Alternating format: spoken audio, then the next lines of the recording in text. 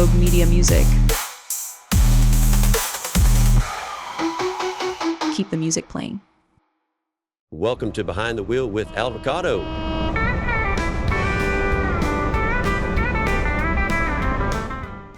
Welcome to another edition of Behind the Wheel with Alvacado. I'm Jim Alvarado, your host, Alvacado. And man, we are in studio today with one of my favorites. Y'all please help me welcome Howard County. Thank you. You're a lot for Howard County, but please welcome Brandon. Yeah. Brandon Howard, but man. Everybody calls me Howard or Brandon Howard or I don't go by Brandon Howard on my stage name. Why? This is a true story. You can look this up. It's pretty freaking weird, actually. Brandon Howard is the name of Michael Jackson's illegitimate son, and he looks just like him. They denied his paternity and everything like that, but it looks exactly like him. And I figured that old boy went through enough, so I just said, we're going to just give me a stage name, Howard County, and call it, Do you know how many Howard counties there are in this country? Yeah, I think all of them. There's one in every state, and I think there's one in Puerto Rico. So I haven't looked it up, but I mean. Well, if not, there will be one now. Yeah, about to be. But Howard County, man, I'm glad to have you here, Brandon. Dude, I think we ought to open up with a song if you want to, because I want people to hear your voice if they've never heard you before. Well, thank you, man. I'd love to do that. You practiced one a minute ago. I don't know if you want to do that one or not. Yeah, I'd love to do that. Yeah, why don't you go ahead and knock that one out? And ladies and gentlemen, I want you to see why he's sitting here, because he's a badass. Please welcome Brandon with Howard County.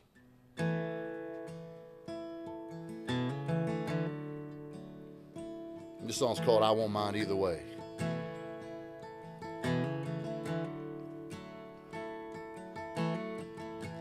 Darling, are you gonna fly? Your Mustang wild with your untamed eyes, and even your smile ain't no disguise, 'cause you've been known round here for stealing hearts. One more out till the sun comes up, and you're still sleeping with no makeup. And love can heal and love can cut, but you don't have to go through this life all alone. So love me reckless, black and blue, whiskey sweet with a rose tattoo. Well, a girl like you is worth all this pain.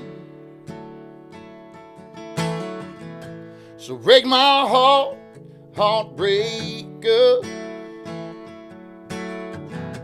Stay forever or just walk away. Build my house or burn it down. Well, I'm just happy that you're here right now, so I won't mind either way. I won't mind either way.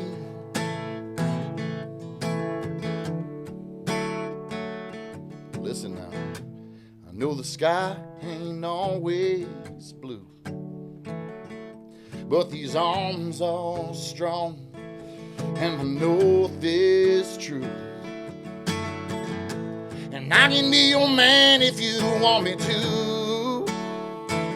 No, we don't have to go through this life all alone,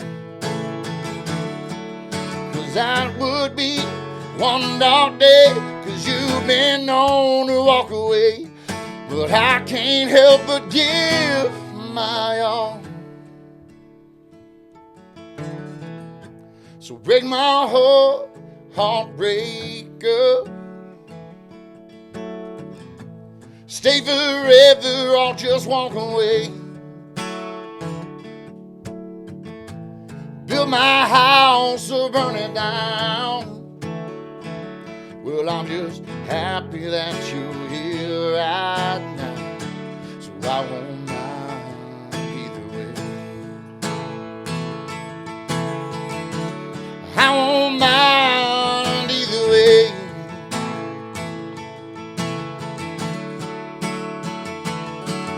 So love me reckless, black and blue, blue. Whiskey sweet with a rose tattoo. Well, a girl like you is worth all this pain.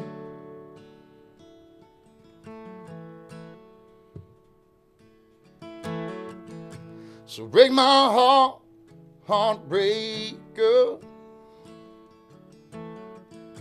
Stay forever or just walk away. Build my house or burn it down. Well, I'm just happy that you're here right now. So I won't mind either way. I won't mind either way. I won't mind either way. Yeah. I won't mind either way. Howard County, Brandon. Woo! Dude. Thank you, man. All right, so Chris Stapleton comes to mind. Yes. That's my cousin. Mike No, Ryan. he's not Mike.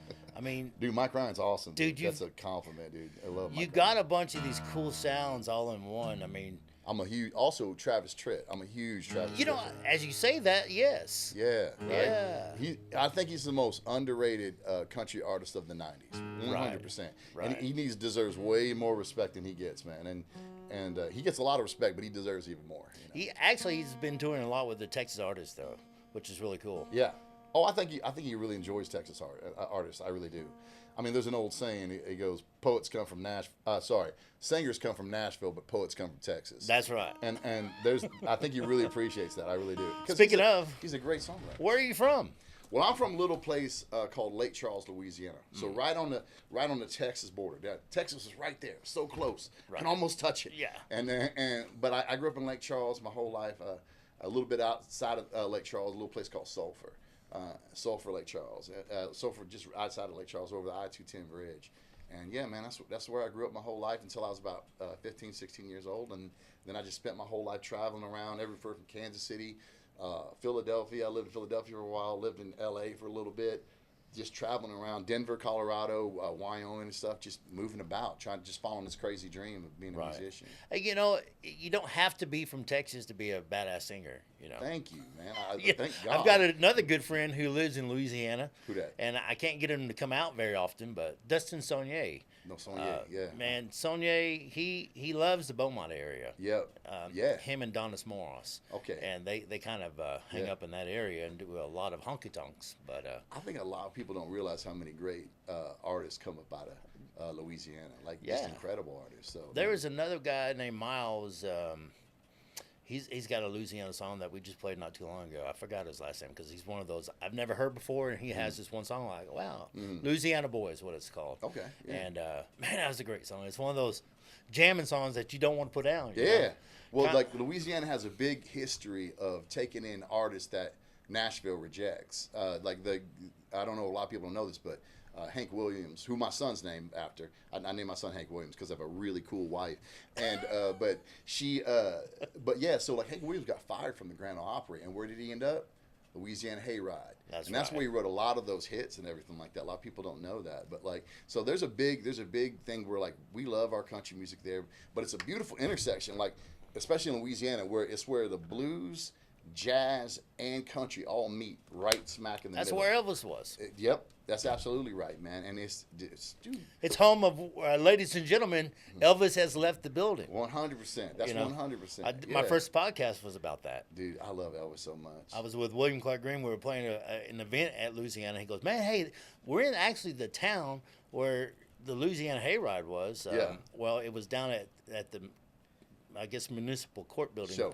And that was the last time they played there because it was so packed that, you know, people weren't believing Elvis has left the building. Yep. So the guy who put on the show had to come up on this microphone and say, ladies and gentlemen, Elvis has left the building. Yeah, because they wouldn't believe it. They So would stay. after that, then they moved it to the other place where it's now being held. I gotta tell you though, man, everybody. So there's two types of people in the world: people that love Elvis and liars. That's it. That's just all there is, man. I'm telling you right now. If you see how Elvis would hold an entire a whole stadium in his hands. Just Yeah. hold him in there and just get him the way his movements. And he had subtlety in the way of his movements that would just drive the crowd nuts.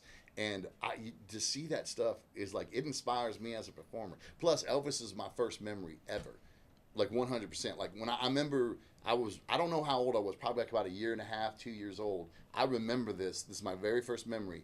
I was sitting on the floor with a blanket spread out and had little toys around me and everything like that. And my mama was at the sink and she was singing Elvis.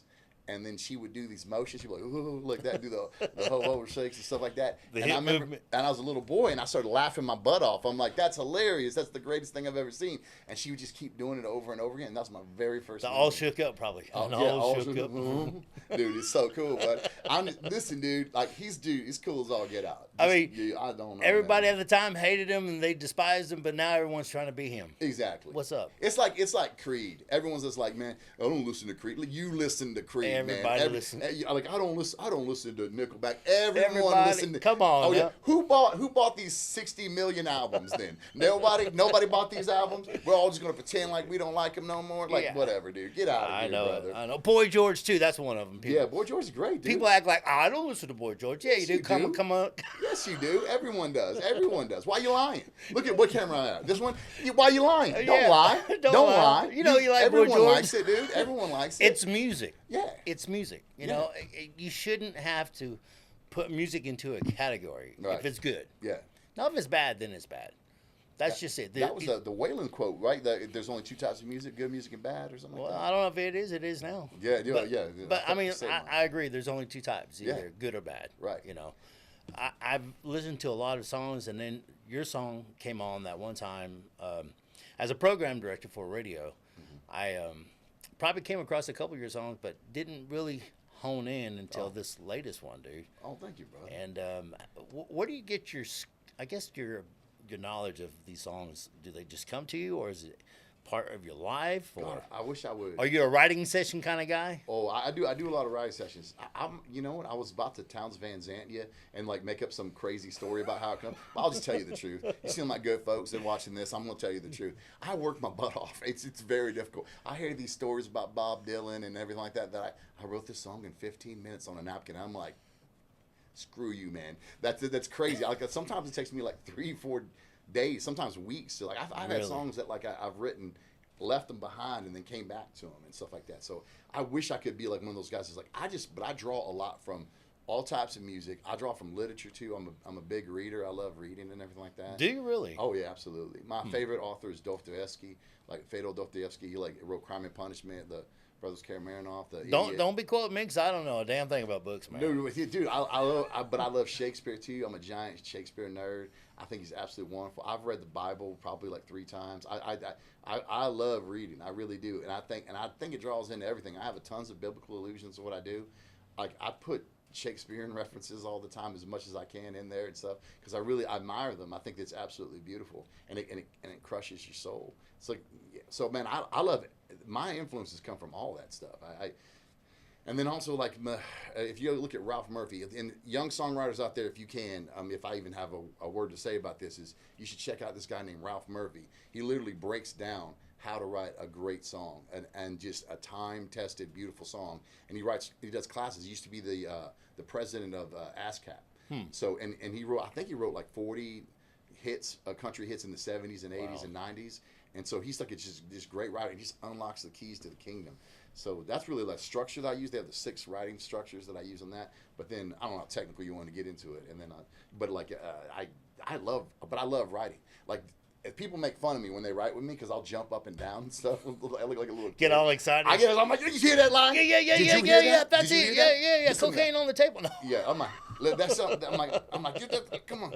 Yeah, no, so that's. But I No, love we it. don't have cocaine on the table. We do not. We don't anymore. No.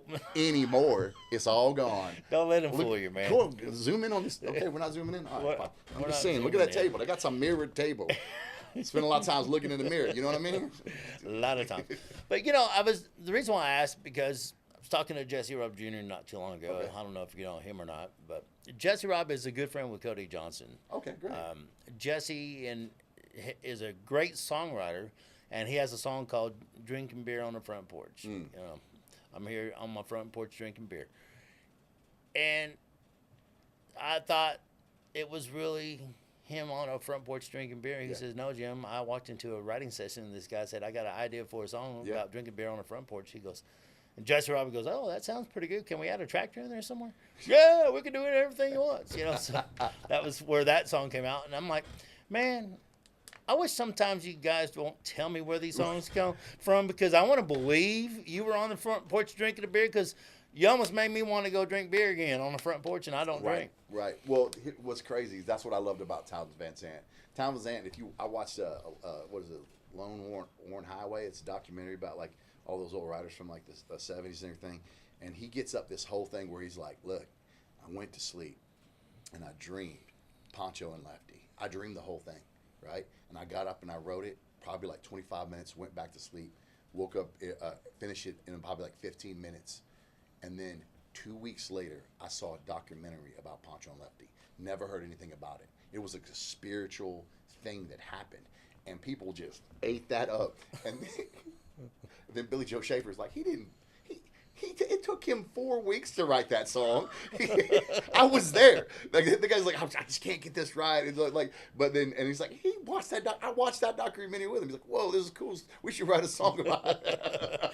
And of course, Willie made it famous, you know. Oh yeah, 100%. Yeah, but like Townsend Van Zandt wrote it, and look, there's something about that. There's a mystique about it, which is beautiful. And there's people that really believe like there's like the muses, and they're really like, they think it's like a universe speaking to them and stuff like that. Maybe that's true. I don't know, but it's a lot more hard work. I mean, I could lie to you right now and say that like it's just I just wake up and like I just went, whoa, that's great, Stairway to Heaven, boom, just piled that out right there, you know. But yeah, it takes a lot of work and a lot of reading and inspiration, and then doing it when you don't want to do it. I find sometimes the best songs I've ever written were the ones where I'm like, I don't feel like the song I just played right there. That got started because we had band practice that day. What was the name of that song? I Won't Mind Either Way. Okay. And we're recording that right now, and we're going to be releasing it soon. But yeah, you guys heard it first here, honestly. But no, so that song, and it's one of my favorite songs I ever wrote. And I literally was like, I'm about to call. I wasn't feeling good. I mean, I had a long night the night before. I'm like, I was about to call. I'll be like, guys, like, I'm not up for band practice today. I'm just not up for it. And then so I come in early, and a great writer named Matt Barr was playing that little riff. And I was like, oh my gosh, what's that? And then band practice didn't happen because we wrote that song.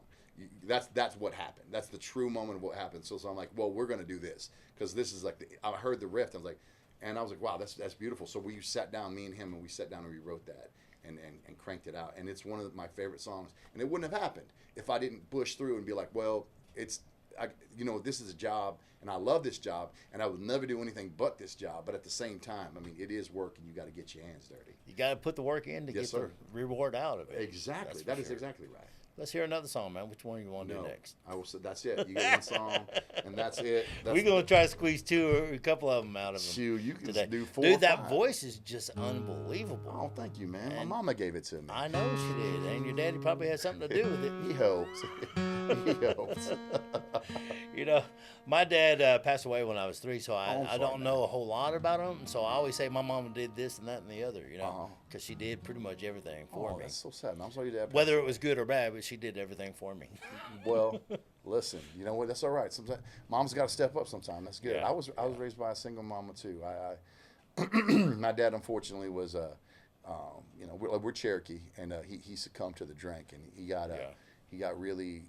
was a very violent man, unfortunately, and so it beat the crap out of me and my mom a lot and everything, and so she had to, like, we were in and out of like battered women's shelters and stuff like that as a kid, and then so by the grace of God, this really sweet lady named Miss Dorothy was knocking on doors telling people about Jesus, and my mom just had her face pushed in by my dad, who was very drunk, and then she invited her to church, and then we started going to church my whole life, and that's where I started singing when I was like 5 years old. So yeah, my mom was a dirty hippie lady in Louisiana, and as hippie comes, and then she became a Christian, started going to Pentecostal church, and I started singing when I was like 5 years old in church and everything. So my mom's a dirty hippie, and she still is a dirty hippie. She never went to. Well, she goes to church every now and then. Yeah. But she's still a hippie and proud of it. Yeah, absolutely. 70. I think she's almost 78 now. Good night. Still a hippie.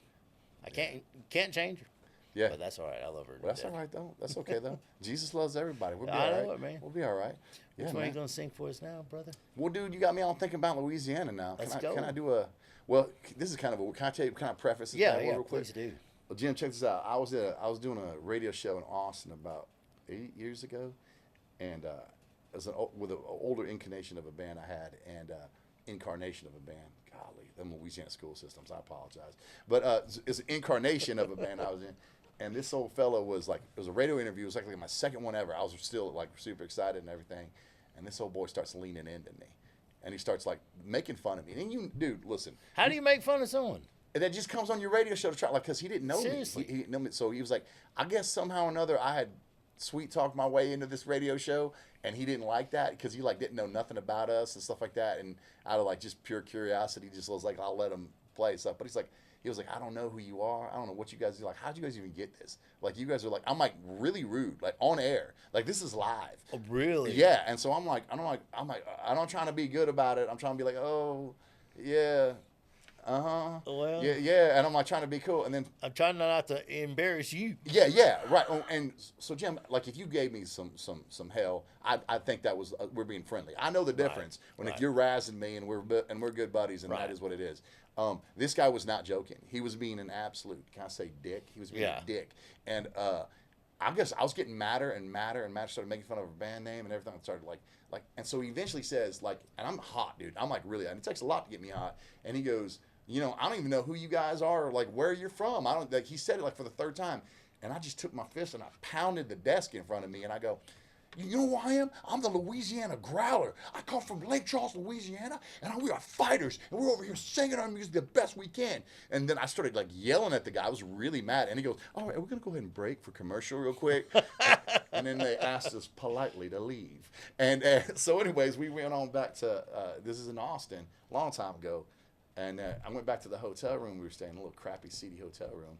And the guys were making fun of me, like, what's a Louisiana Growler? I'm like, I don't know, man. You just made it up. Crap came out, man. I was mad. I was about ready to swing, dude. I was so angry. And so I went back and I wrote this song called Louisiana Growler. And because I got a growl in my voice, I guess that's probably where I don't know when. Dude, that's a moneymaker right there. That very rarely happens that I was on. I was like, dang, that's pretty cool, buddy. But anyways, this is a song called Louisiana Growler. I hope you like it, man. I'm intrigued.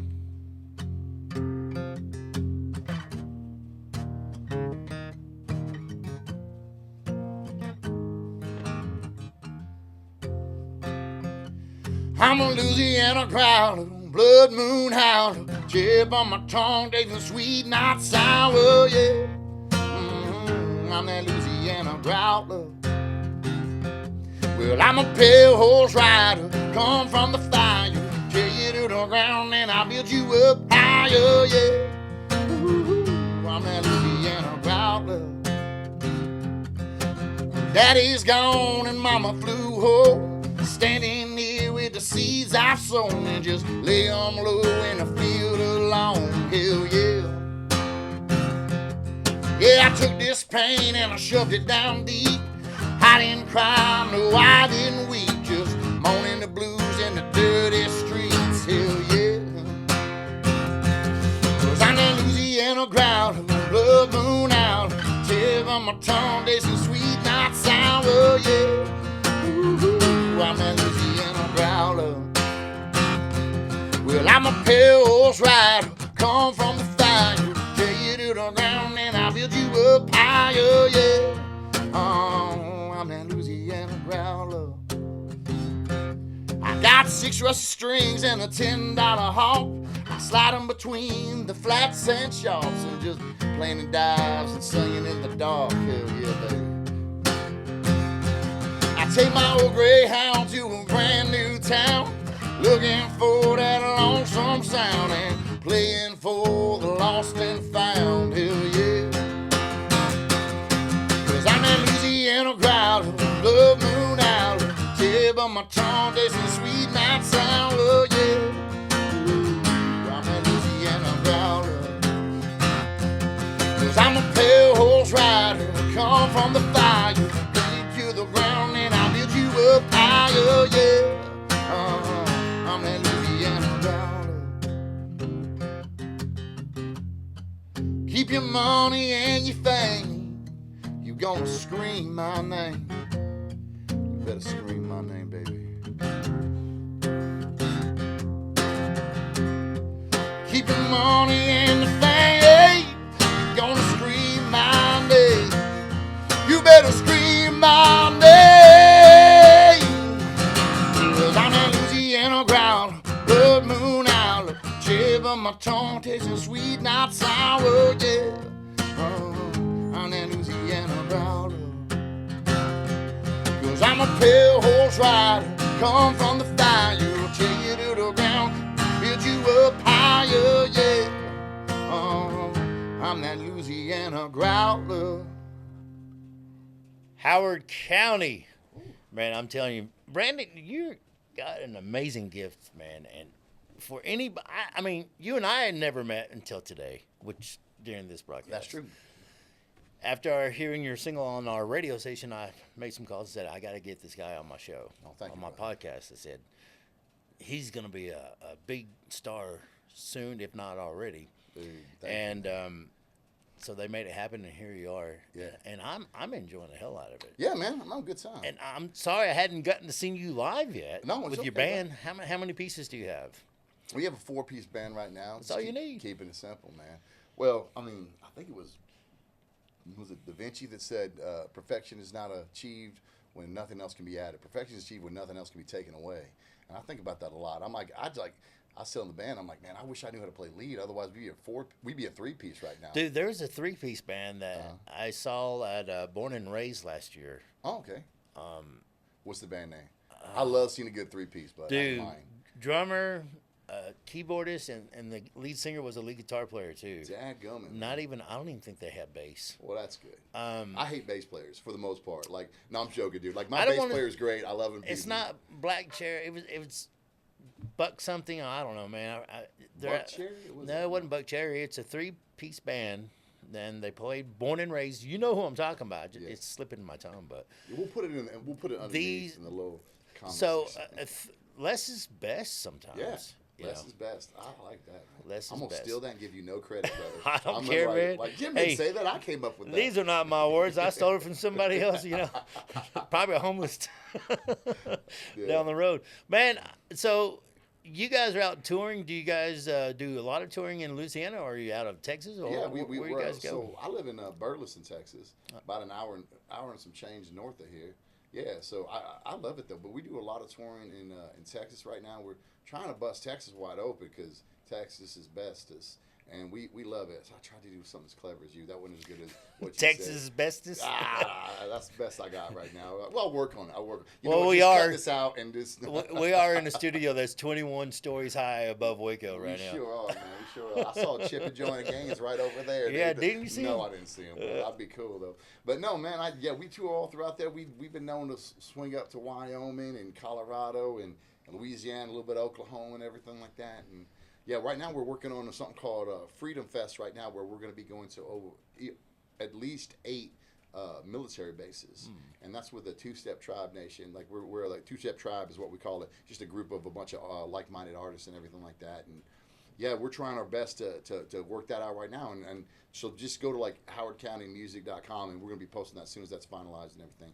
Just giving back to the troops and doing what we can to help people out. You know? That's really cool, man. Yeah, man. Thank you, dude. So you and a bunch of other bands getting together to do this little tour. Yeah, we're it might actually be like this is. Well, I better not say his name. I don't want to. Because if he can't make it work, then I don't want to say his name. And then people are like that Brandon guy's a liar, which is also Well, you just never know, man. Yeah, exactly. Some things happen, some things we're don't. working some out. It's gonna be pretty You can big. always say we're trying to get. We're trying to get Billy Ray Cyrus is like who we're working on right now. That's going to be helping out and stuff like that. So, but he's once again, Billy Ray Cyrus is one of those guys. Look, I never liked Achy Breaky Heart. Yes, you did. Yes, you did like Achy Breaky Heart. Everyone liked Achy Breaky Heart. That's a fact, man. I don't care what you say. He wouldn't have sold so many records if they didn't. Yeah, you know. exactly. Oh, it was the lion dance. That's what they'll say. 100%. It's because I bought it for the lion dance. Yeah, to learn the dance. And he has a bunch of great songs. He has some all gave some gave all. That's a great song. And there's also could have been me, standing next to you. That's a great song. Yeah. So I like I said, we were talking about it. I just like really good music. So. What is something like? Give me a story about breaking down on the highway or something like that. You have any road Oh, stories? yeah, 100%. Give me something that these people would love to hear.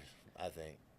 Oh, dude, I mean, I can tell you a couple, two or three of them myself. do tell me one, man, because dude, you did the tour bus thing, man. I and- still do the tour bus. Dude, that's incredible. Like I do off camera, I want to hear all the crazy ass stories Oh, and stuff man. like that. But- the rule of the road's a real thing, man. Like, we don't talk about like some stuff, but like yeah, I mean, what happens on the bus stays on the bus Yeah, type of deal. 100%. But sometimes it needs to be talked about. yeah. Well, it's going to be. It's going to be. I mean, there is some. I've been on multiple tour buses, Uh-huh. with different artists, and I can tell you some artists were wilder than others. But Right. the artist I'm with now, William Clark Green, it's not your typical wild party tour bus. Really? Yeah. William slowed down a lot. He doesn't party. He doesn't have girls on the bus Right. like he did back in the Right. Back in the day. 15 years ago when he Yeah. first started out. 100%. Because he's married now, has 2 children. Right. He settled down. A lot of the guys in the band are settled down. Yeah. And either they're married or real close to it. Yep. So it's not a big party. They do drink a few beers and Yeah. stuff, 100%. but it's not like after the show bring up girls and they get naked on the show, on the bus. Yeah. That's not that kind of party we have on our bus. I don't know if country music always is that thing. I don't know. You know, I don't know. That's not a thing that I it, think country I, music. and I'm about. going to be honest with you. I've been driving tour buses, man, going on for professionally for 4 years, but I've been driving for the last 6 years, 7 years. I've never seen anything like that on a bus. I haven't It's either. more of a home. It really is. That's why people don't want you on the bus, because they don't want you to see how their house is messy. Yeah, 100%. And they got dirty clothes laying around, and they're a bunch of men who don't want to pick up after themselves. Oh, 100%. And so that's why they don't want people on the bus. They don't want you to see how they live. We almost bought a tour bus from this great music artist named Jordan James. He's out of Nashville. We were in Nashville meeting with some people, some folks, and yeah, man, he was selling Loretta Lynn's old tour bus, and I was just like touching everything. I'm like, I love Loretta Lynn. I bet Loretta Lynn slept in. Do you know which one she slept in? Which bunk Yeah. she slept in? So I was like flabbergasted. But she said that Loretta Lynn, sweet lady that she is, like she'd be all fussing at all the boys in the band, and be like, "You boys are just terrible," cleaning the whole time, like vacuuming under their feet and stuff like that. I'm like, that seems like something Loretta Lynn would do. And believe it or not, that's the kind of crap I love to hear about, because I'm a music nerd, dude. Well, then you would love my buddy who has a bus. He bought Mickey Gilley's bus. Did he really? He lives in Houston. His touring company is called Texzona, not Texoma. So there's a Texoma, which is in the Dallas-Fort Worth area. Oh, yeah. And he's in Houston. His is called Texzona from Texas, Arizona. Sure. And he's been touring for the last year and a half, 2 years in the Mickey Gilley bus. And on that bus, man, is a picture of Mickey Gilley and John Travolta from back in the day of the movie. Sure. What was that movie called? You know what? Pulp Fiction or something? No. Mickey. Oh, he was the Urban Cowboy. Urban Cowboy. Yeah, heck Yes, yeah. back in the day. And so that's still on the wall of the bus, and he'll never take it off. And I'm like, one day you need to go to John Travolta and have him sign that That's thing. a great idea. Obviously, you can't have Mickey sign. He's no longer with us. Bless his heart. But Yeah. so that was kind of cool. And I've driven that bus. It's weird. It's really weird because that's a country bus to me. Yeah. That's Mick Gilley was Yeah, country gold, country. Yeah. and death metal is touring on those buses. What the heck? Yeah, long screamo, dark, just. Just like. I mean, how do you come to a show where you hear? Anyways, Mickey Gilley Yeah. used the bathroom in here. Yeah. That's a crazy But jump. come to find out, man, those death metal people are the nicest people down to earth. They don't drink or do drugs or anything, man. They just look scary as So, hell. dude, I heard someone say something the other day, and I was like, dang, there's a lot of truth to this, because I lived in Colorado, in Boulder, Colorado, where there's like I call them yuppie hippies. Oh, yeah. And they're like, your dog doesn't eat tofu? You feed your dog meat? Oh, you're such a bigot. I'm like, that kind of nonsense. I'm like, I like a good hippie that's like living on the land. He's like, I plant my own corn, man. And I'm just like, and I'm like, dude, I love those kind of dudes. But there's like this certain type of hippie that like, they can be kind of like pushy. I don't like those kind. But somebody said once that that death metal people are really nice people cosplaying as mean people, and that hippies, those yuppie hippies, are really mean people cosplaying as nice people. Right. And there's a lot of, I heard that, I was like, dang, there's a lot of truth to that. There's a song in there. Yeah, 100%. And there's some of the nicest people I've met. 100% are like those death metal, like it's not my bag of, it's not my bag. Yeah. I don't love it, but like I Dude, they had rings. Mhm. They wear the makeup Mhm. and the long, Yeah. just long, dark hair. and hilarious And white fun. skin. Yeah, Oh, yeah. And the nicest people, man. Greatest dudes I mean, ever, man. People you would walk around. If you Yeah. saw them on the sidewalk, you would get off the sidewalk, let them go by. I just like those kind of people. I love those people. The kind of people that are like dangerous and stuff like that. They're like, that dude might cut you. I'm like, oh, I want to hang out with that guy. I don't know what's weird. I got a weird thing about that. I'm He's like, he just looks at you as he walks by, I'm like, what's up, man? How's it going? Let's hang out. I remember, this is a weird story. I don't remember. I'm not, I'll tell it. I don't give a care. It don't matter. But so like, I lived in this really like in Louisiana, got a lot of black people, right? And I grew up around black people. I loved it. I grew up Pentecostal. Grew up in Pentecostal church. Almost all of the church was black and stuff like that. I didn't know no better, I remember telling my mom when I was a little boy, I was like, I thought white people were the minority. I was like, why are there so many white people on television? This is weird. I literally didn't think, because I just grew up around a bunch of black people. So in Colorado, there was happened to be this group of black people. And I'm wearing cowboy hats and cowboy boots and everything like that. I'm going in and out of gigs and stuff like that. And they had a beautiful dog, and I was petting the dog, and they're like, like, I just got to know him, and I came inside, and I'm wearing like full, like I had like a belt buckle on and like my boots on and stuff like that, and these people like, what the heck? And they're like, but we ended up like playing like a grip of blues with them. I was like showing them blues stuff, like it's like they were into rap and like R&B and stuff like that, which is cool, but I love old school like Delta blues and stuff like that, and I was showing them like riffs and stuff like that, and we just hang out all the time. They thought it was the funniest thing ever, like this big old cowboy hat wearing, singing the blues. Honky singing the blues from Louisiana, and like, yeah, man, I love all people, bro. If you're cool, I'm right there with you, man. I think you're some of the coolest people I've ever met. With people like, I didn't think this person was gonna be cool, and then you hang out. And the worst part though is when you think you got like people that are gonna be super cool and they're not and stuff like Dickheads, radio DJs. Well, hey, man, like there's some. I'm not gonna say any names, but I've met some musical artists where I'm like, that were they're heroes of mine, and I left brokenhearted because I was like, I was just hoping so much that they were just kind and sweet people, and then they just had big heads, and that's the worst feeling in the entire world. And I agree with you there. I've seen some of those, but some of them actually turned out to be the way I thought they would be. Yeah. And Chris Christopherson was one of them. Oh my gosh, dude, you got to meet Chris Christopherson? Yes, I did. Oh my gosh, 2 or 3 times. That is so cool. With my buddy Cody Jinks at the time. What a great writer. What Cody, an insane writer, dude. He's so great, bud. I got Good to go for back you, man. That's awesome. stage and hang out with Cody, and when Chris Christopherson opened up for Cody Jinks. How does that happen? Yeah. If I was, if that ever came out, I'd be like, hey, listen. It was a surreal moment. It was in Dallas too.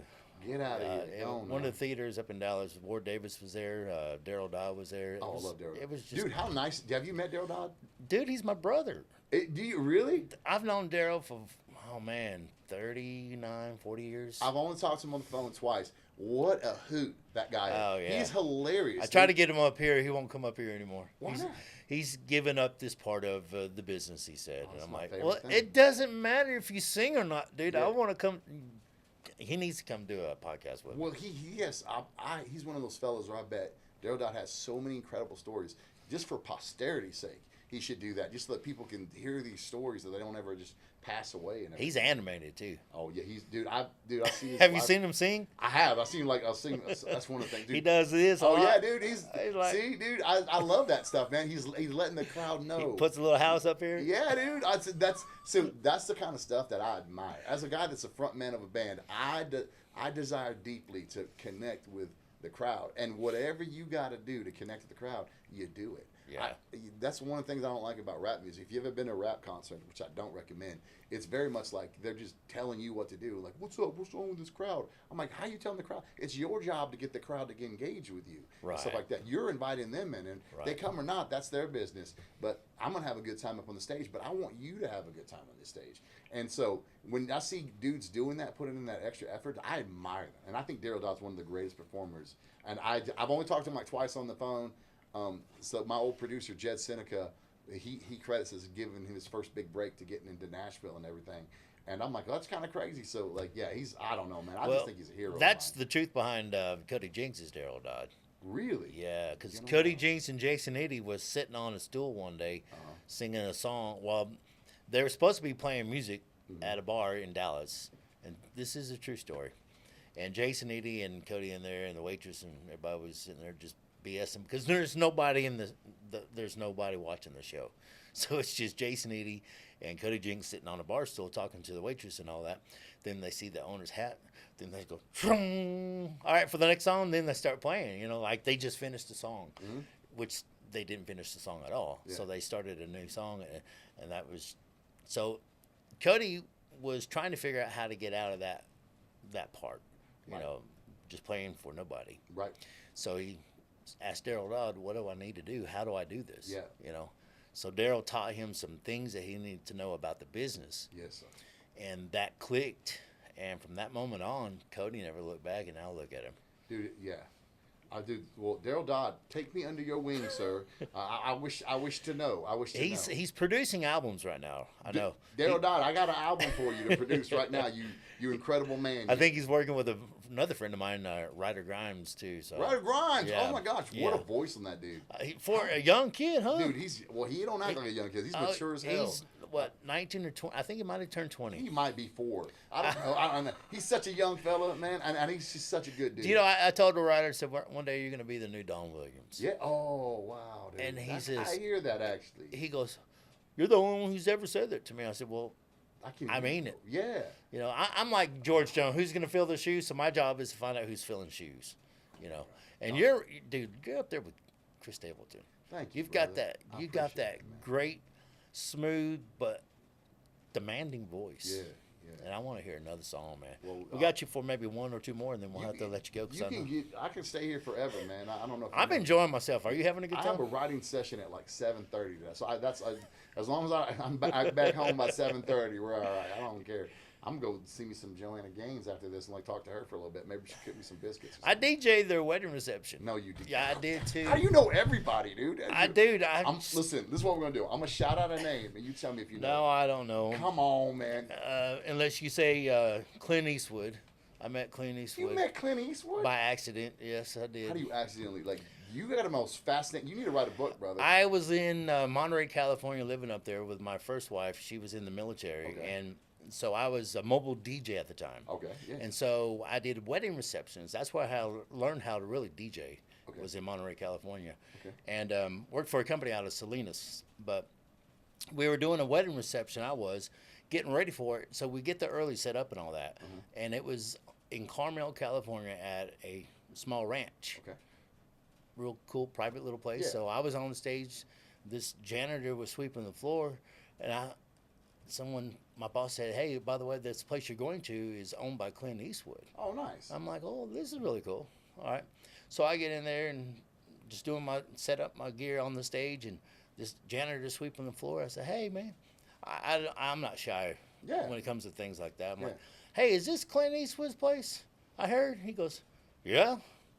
Kept sweeping. I said, "Huh, does he ever come here?" He goes, "He's here all the time." I'm like, "Oh, that's cool." I said, "You think I'll ever get to see him?" He goes, "I don't know." Kept sweeping. We talked probably on and off for about 10, 15 more minutes. Uh-huh. I looked at him. I said, "You're Clint Eastwood, aren't you?" He goes, "Yep." I said, "Why are you sweeping the floor?" He goes, "Because it needs to be swept." That was so. That's the deepest thing I've ever heard, bro. That's because it needs to be swept. What a dude! What a And powerhouse, dude. you couldn't tell it was Clint Eastwood. He was just in some coveralls and some work clothes and a ball cap. I said, "Why are you sweeping the floor?" Because he said it needs. to be swept. Golly, dude. And I'm like, "Wow, it's a pleasure meeting you." That's not that Marcus Aurelius. That's the thing that's in the way becomes the way. Like that's some deep stuff like that. And it's just a throwaway for him. Yeah. Because he's a great writer, dude. I'm a big writing nerd. He's just a great writer. Yeah. It's absolutely So cool. yeah, that's. I know a few people. Well, that's good, man. I mean, ain't nothing wrong with that. Ronnie Lott. I met Ronnie Lott one well, time. that's no. A lot of people don't know who Ronnie Lott is. Do you know? Did you ever meet? Let me see here. I wanted you. The big hero of mine. Have you ever met Alan Jackson? Yes, I have. I love. That's Alan. another one of those stories. No. That's another Dude, one of you know those stories. everybody, dude. This is insane. And George Strait. Oh my And gosh. George, I got to go on George Strait's bus when nobody else was able to. And the only other person that's like a hero of mine is George Jones. I'm a giant I George. never got to meet George Jones And I guarantee or you- Keith Whitley. Yeah. Oh my gosh, Keith Whitley. He's my favorite. But I'm also a big Ernest Tubbs fan. Big Ernest Tubbs. Obviously, I never met- You never met him. He's like he died like the 70s. or Yeah, I something. never met him, even though I was alive in the 70s. But You were? dude, I was born in '66. Lord, what's going on, buddy? Don't tell people that. Just lie to them. Why bit. not? No, I'm joking. proud of being 50-something years old. Well, let me tell you what about this story. This for this song. This is the single that's out right now. If you don't mind, I'll I play love that. to hear it. So the story here is I was in a writing session, and I don't know, some of you folks might not know this, but like typically, not always, but typically a writing block is like 4 hours. You get 4 hours to kind of work on stuff. And I was writing once again with this guy named Matt Barr, and we were 3 hours in, and it was just nothing was working. You get those days. Everybody gets those days where you're like, this is going to be straight garbage. This is a horrible. So we played it out. After we wrote out the song just out of pure principle, just to finish it. Played it. We went, got a cup of coffee, came back, and it was hammered dog crap. It was not good. And we're like, well, it was that was good practice, I guess. And so we just get to talking, just relax. We start just to relax, right? And I start talking about this really funny interview I saw with John Wayne. I forget who was interviewing him, but the interview lady said, "Is it okay for a cowboy to cry?" And this is John Wayne, right? And John Wayne had the most iconic quote I'd ever heard in my life. He goes, "Well, if a cowboy's tough enough, he can do whatever the hell he wants." Exactly. And I went, "Holy shit, that's a great line." I'm like, "That's incredible." And I was just talking. I wasn't like, I wasn't trying to like. We were done songwriting, as far as I was concerned. We had an hour just to hang out, bullshit and drink some coffee and smoke a cigar or two. And he goes, "That's a great line. We should write that out." And I'm like, "What, Dad?" I'm like, "Yeah, I guess it is a great line." And so we just literally wrote this thing in 20 minutes. Wow. And that's one of the rare times it was like 20, 25 minutes we wrote this mug out. We wrote something terrible first, and then we wrote 20 minutes, and then we wrote this thing out, and I love it. And this song is just about, there's a lot of people up in this world that are, if you show them your belly, you show them your tender parts, you show them like who you really are, your heart, they love it because they're going to use it against you. They're going to use it to manipulate you or anything like that. And Jim, I'm sure you've never had any problems with women or any, in dating or nothing. I'm sure it's never come up. But I have. I've had a lot of bad experiences with women that you shouldn't have opened up to. And I did. I opened up to them, especially when I was younger and everything. And this is about one such occasion when you open yourself up, you don't let them see you cry. You just don't. You can't, because it'll just, So the song's called "You'll Never See This Cowboy Cry." Oh wow. Yeah. So, Love to hear it. you want to play for you? Do it.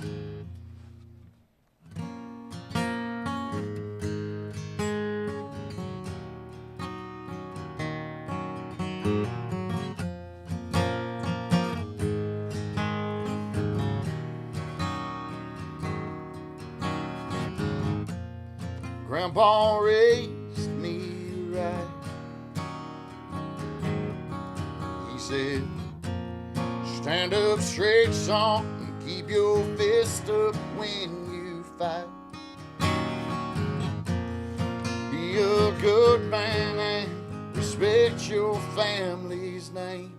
And he said, "Not all Mustangs can be tamed." Well, he must have known about you and all them wicked things you do. The way you cut me down just to watch me die. Said a man can cry and still be tough if that cowboy's tough enough. But you won't see the pain that you caused inside. Never see this cowboy cry.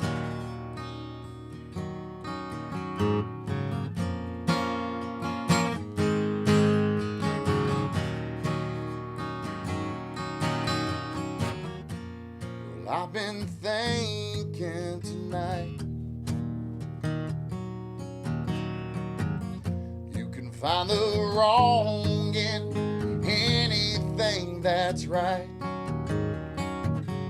You laughed as you left those dead lilies where I lay. Girl, I ain't even passed away. Mama warned me about you and all them wicked things you do, like the way you laughed as I saw you with the other guy. But you won't get a tear from me, and on my face you'll never see.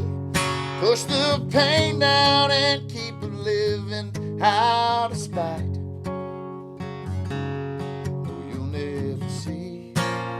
This cowboy cry. No, you'll never see this cowboy cry. Oh, oh, oh, oh, oh. Oh, oh, oh. Oh, yeah, yeah.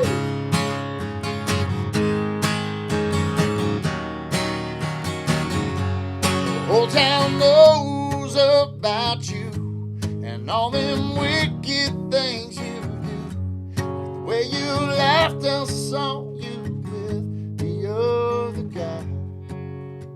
So you'll never see this cowboy cry. No, you'll never see this cowboy cry.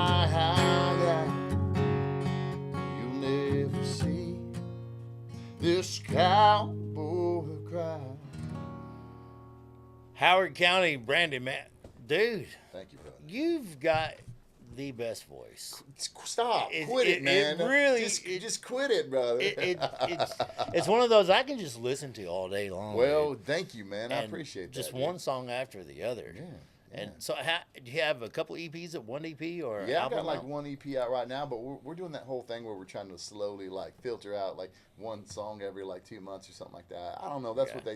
that's what the record people tell me that we got to do, and all right, it's fine. It's cheaper that way, cheaper and that way. You get one every 3-4 months. Right. I or have another something? 60 songs to record though. So like I'm working. I'm like, let's go.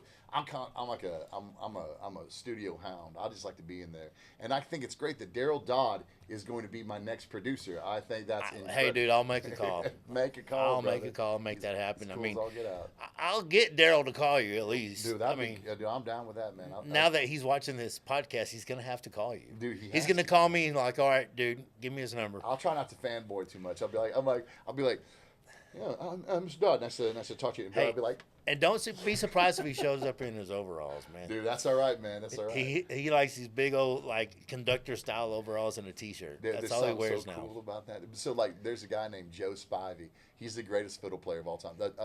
Seminole Wind by Oh, John yeah, Anderson. yeah. He did that whole fiddle part. wow. He's been on everything, 90s, 2000s, everything. That old boy, he's like 76 years old or something like that. He only wears overalls, dude. Overalls and t-shirts and tennis shoes. And I tried to get him to adopt me, be my grandpa. but Yeah. He said he wouldn't, but it's all right though. I'm working on him. Well, you've got this one song. We've kind of saved it to the very end here. Okay. Save the best for last. What you got, brother? Your song. Which one? It's my favorite.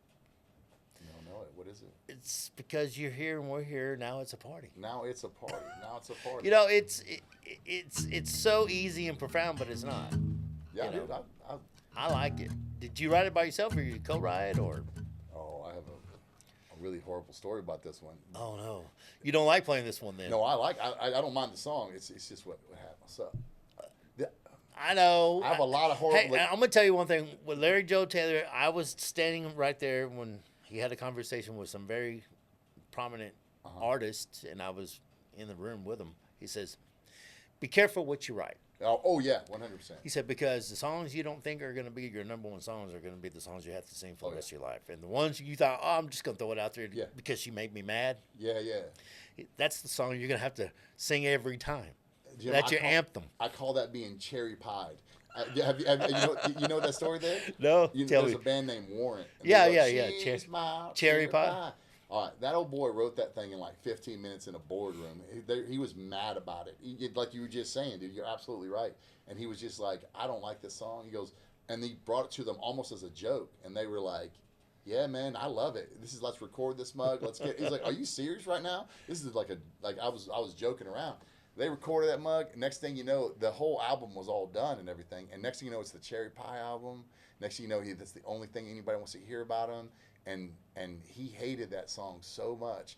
You know, next thing you know, he's like playing cherry pie contests, eating contests, like literally, and like it became his whole stick and everything. And he was like, he hated that song so much, and he drank himself to death over it.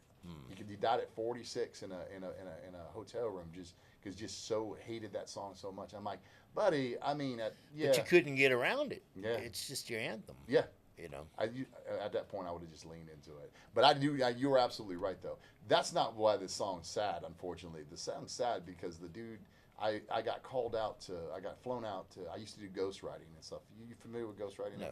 So ghostwriting is whenever you get called up and you go write songs, and then they say that they say I wrote them, but in reality you wrote them. So and so you're not allowed to tell people what songs you've been on and everything like that. And it's kind of like I needed money kind of a situation. So I was going to go out, not ghostwrite, I was going to co-write with this dude. And you heard that I did a lot of ghostwriting and stuff. So I went over to him and I was like, hey man, let's write this music. And he didn't want to help write it. He wanted me to sit there and he wanted to watch me write music. And it was like kind of like rough. And I'm like, well, you have an option for 6 months to record the song or take it or don't. And he was like, and I love this song. I thought it was a great song. And he was like, yeah, I don't like it. I'm like, well, that's mine now. Take that right back. So I'm like, but that's not why. Later on, I found out that the ideas he did bring to the table, he stole them from someone. And I was like, oh God, no. That's even worse. Yeah, it's even worse. And so I don't deal with that guy no more. I don't talk to that guy anymore. But it was just a horrible. The whole weekend of writing was like a. And this song happened to be one of those. Yeah, this was one of the songs I wrote. So it was this one and a song I wrote called "Girl I See You," and that was the one that was he had literally stole it, wrote his name at the top of the thing. Oh wow! And then later we were gonna he optioned not to take that one too, and he wanted to take Tiny Town and he didn't end up doing anything with it. But anyway, so come to find out that some guy named Mr. Davenport actually wrote it. And so Mike Davenport was a great photographer, and he was trying to help the guy out. He was like, hey, look at this poem. Like, maybe you could use it for stuff. And he passed it off as it was his. And so we were like, oh, there's going to be a legal battle. It's like, we were already recorded it. It was going to be like one of the singles that released and I was like, dude, this guy's never going to be cool with it. So I called the guy up, and I'm like, I didn't know anything about this. I want you to know that I'm not stealing your stuff, because there's a special place right next to the furnace of hell for people that steal songs from people. It's the most evil crap I've ever. It is. The thing that came out of your heart and that you love so much. I'm just going ahead and steal that song and get a couple dollars. I don't normally say this, but fuck you. That's disgusting, dude. Cody used to write his stuff on paper. They got mad at him for writing it on paper, but he says, man, I write everything on paper so I can put it in my backpack, and he carries his backpack everywhere he goes. I do that too. I write on paper because I like to be able to scratch stuff out, put this word here, work this out, and I'll just. And there's something to writing on paper versus tangible, tablet. Bro. It's Jim, you're so right, man. It's something tangible. Stuff coming out your heart is intangible enough to put it into actual words and to put it into a song and actually an album and stuff. To me, that's you're making something out the ether and you're turning it into something physical. That's beautiful, man. Yeah. That's like it's almost godly, man. It's like a painting. It is. You don't want to put a painting on the internet. You want to put it on paper. Yeah, exactly right. You want to put it out on a canvas. You want to put it out there. I tell I've never had the privilege of putting any of my songs on vinyl, but that's how you know you made it. If you have your songs on vinyl, that's real. That's a record, literally a record for all eternity. That like you were here and you put your. We have to get your stuff on vinyl. Man. Oh, buddy, it's good enough to be on vinyl. Oh, thank you, brother. Good enough for vinyl. Oh, that's a good idea for a song. Oh, write it down. Once again, Jim, I'm giving you no credit for that. That's a great. You can have it. I give you permission for that. I'm gonna write it down. I'm not joking. I'm gonna do it. That's right now, a good one for vinyl. My ADHD self will totally forget that I said this. Look, I'll show you kind of what I do for songs. Like I literally did this recorder right here. Yeah. That's all my song ideas that I got going on right now. And now I'm fixing to add one to it, right? Right here. Well, you didn't do anything. I came up with this all by myself. That's a good song idea. Good enough for vinyl. I like that. There's something there, man. There is something and that's literally how I write music. That's awesome, man. Yeah. All right, let's hear the song you don't want to hear. Let's hear the song you don't want to hear. I don't want to play it because it brings up bad memories, man. I Oh, don't, but it's a great song. It's a good dude, song. I can play this song in a minute. Hold on. Jill brought the jack, Benny's in the back, hashing down a Yeti full of coolers. Skin of sauce to play when town is on the way, but the only Ford I'm looking for is yours. Looking in the crowd for you, we were singing Crystal Dew. The whole place was a dance floor. It was really heating up, can't believe my luck. Here you come, strutting through the door. You walked in, now it's a party. My heart stops when you look at me. We go together like Coke and Bacardi. You walk in, now it's a party.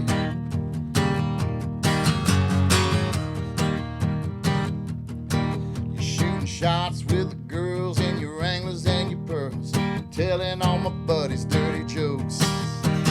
Before we even met, you hated my ex. Can't believe you dancing this close. You walked in, now it's a party. My heart stops when you dance with me. Go together like Coke and Bacardi. You walk in, now it's a party. You walk in, now it's a party. I will never ask you to play that song ever again. I Oh, that's promise great. you. I love that song, dude. It's great. The Weekend was terrible. When I found that stuff, I was like, oh, God. But no, the song's great. I love this song. So. Man, I don't want to take up too much more of your time. I appreciate the time that you've given me and the folks out there watching Behind the Wheel here. How can they follow you on the socials and stuff? Oh, yeah. You can follow me on howardcountymusic.com. We're also on Instagram. Please follow us on Instagram. Please, that's really cool. You need to get that up a little bit. It's a little low right now. Facebook, you follow us on. We're on OnlyFans and Feet Finder. We do pictures of our feet. That's not true. I made that last part up. I'm trying to sound cool in front of everybody. But no, so yeah. But Are you on TikTok? I am on TikTok. If you want to hear inappropriate jokes, go to my TikTok, Howard County TikTok, and you're going to see a lot of weird stuff. But no, man, like, I love all that stuff. Please follow us on all that stuff. I'm really, really grateful for all of that stuff. And please, like, we got a lot of shows coming up and a lot of good stuff coming up. And I'm thankful for all you guys who listen and support us. So 2025 is going to be good for you, man. Yes, sir. And by the way, you can find us at Behind the Wheel, or I think it's Jim at Behind the Wheel. Jim at Behind the Wheel. Or Jim or at Behind the Wheel with Alvacado. I don't know how YouTube works. How does YouTube work? How does YouTube work? It's divination. Like, nobody knows how that works. Hey, it's just witchcraft. look, do both at Behind the Wheel with Avocado and see where that takes you. I'm Let's sure. see what happens, man. Maybe something On weird my will pop Facebook up. page too, you can go to Facebook Behind the Wheel with Avocado Yes, there sir. too and Yes, watch sir. it. Well, thank you very much, Brandon. Howard you, County, baby. Thank you, in man. the house. Heck yeah. That wraps up another edition of Behind the Wheel with Avocado. See you down the road. Yes, sir.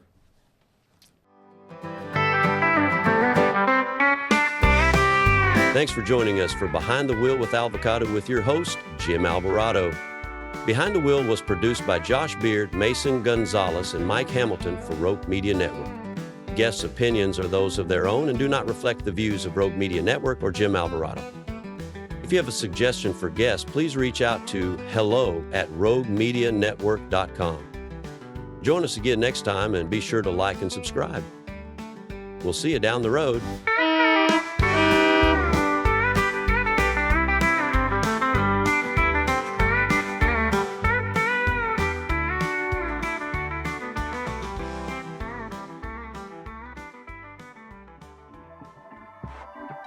This has been a Rogue Media Network